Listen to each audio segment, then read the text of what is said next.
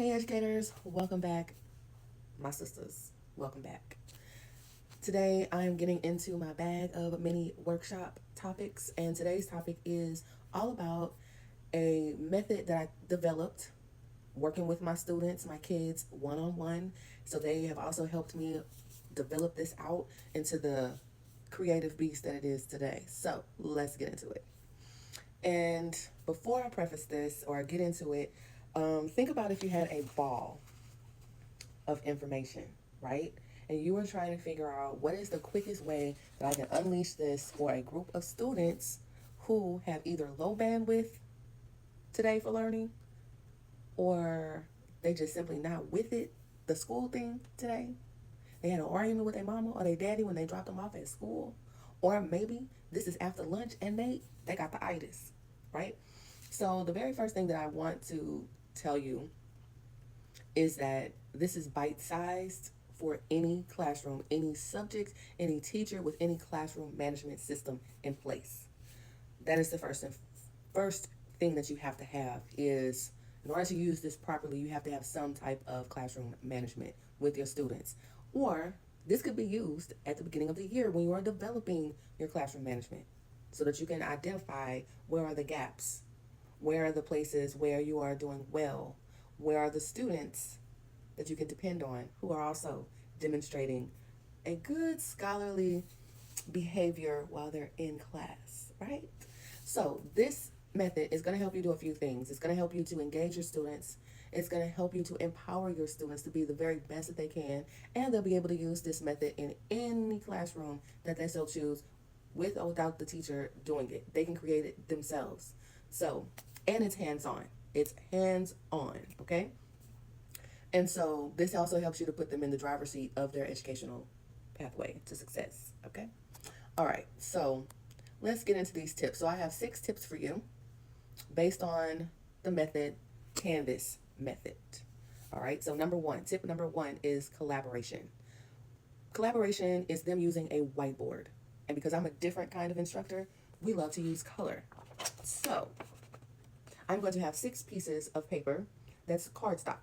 You can use any cardstock that you would like, or you can even use printer paper. If you got different color printer paper or you just want to use white, that's okay too. Whatever fits your fancy. These tips are going to be based on the things that I prefer for my students to keep them engaged so that I don't have to do the heavy lifting of being the bad guy. Okay? And that is enforcing the rules. Okay? They can do it on themselves, all by themselves.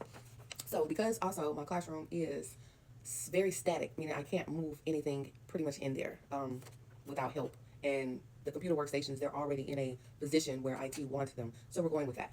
So like I said earlier, I would have 6 pieces of cardstock, different colors, or you can have the same color. I have 2 different sides of the classroom of workstation. So I might have orange for one side. I can have blue for another side. Okay. In order to make it, you see I have little squiggles where they're folds, right?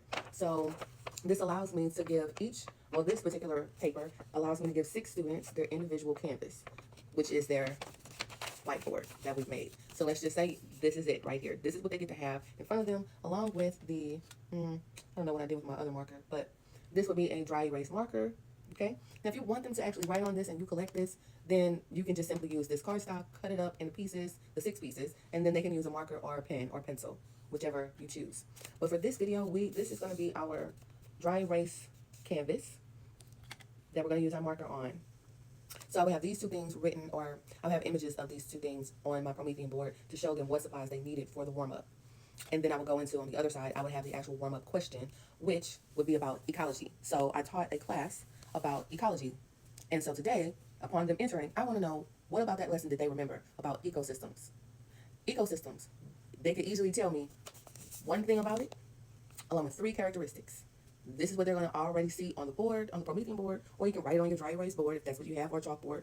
You can also write this on chart paper so you can keep it at the ready at all times. I believe, if you haven't learned already, I believe in working smarter, not harder. So I would have these in a few different places. If this is a key topic that I teach every single year, I would have it on a piece of chart paper. You know, those little sticky anchor chart papers. I would have that up. I would store it at the end of that lesson so that I can put it on repeat for the next year. I would also have this on my digital because I'm a tech class, so this is my technology piece that I'm throwing in there. But I'm also creating differences. If I have them both up, I have the anchor chart paper up, and I also have the Promethean board showcasing the same thing then they'll be able to see it in two different versions, so they can pick the version that is suitable for them. This is therefore giving them choices. Another thing that you want to have on your uh, to-dos, what to have up in my classroom, why do I have this piece up in my classroom, what is its purpose. So if you're wanting to do well on your teacher evaluations, these are things that you want to keep on a little sticky note where you can refer back to. Hey, give the students choices, differentiate this particular warm-up. How is it differentiated? If you can't explain it, you can't do it. Same as the students. If you can't explain it to me, then you need more help. You need more study time. Okay? So this next piece is tip number 2, and that is to articulate. These 2 items is going to help your students articulate. They can explain what part of the ecosystem they remember. They can give the remember 3 characteristics. They can give those 3 characteristics. They can also draw. They can draw a diagram of whatever they are talking about on their canvas. This is their canvas to show you what they learned. Okay. Tip number 3 is to navigate. Navigate is you, the teacher, or what I love to do is to choose a student to navigate. If you have that overachiever, you have that mischievous one that likes to get off targets or off track. When they finished early, they beat everybody else, so they're just sitting there. Nah. Let them be in the driver's seat to help navigate the class through what they should be thinking about. What are some questions I should be asking myself about the ecosystem? Well, once I put that on here, okay, what are some questions that's going to jog my memory about what I've written down? Okay? And then, don't be afraid of the eraser. Give the babies, I say babies, give the kids, your students, an eraser. So that if those questions are not bringing up much info, but I'm able to communicate and show on my canvas about something else related to ecosystems, then that's what I should be writing. That's what I should be writing on here. Okay? Navigation is about the teacher, or you have a student leader, and whatever qualifications that qualify them as being in that leader seat, that is up to you as the teacher. That is necessary, okay, to guide your students through understanding a certain topic. And then tip number 4 is going to be visualize.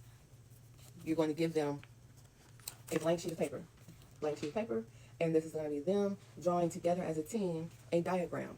Okay, they're going to have a diagram based on the topic of ecosystems. They're going to take everything that they've put on their individual canvases and put on this one. And then that's going to take you all the way to step number 5, which is going to be to assess. You as the teacher should be walking around monitoring what are they actually writing here and what have they written here.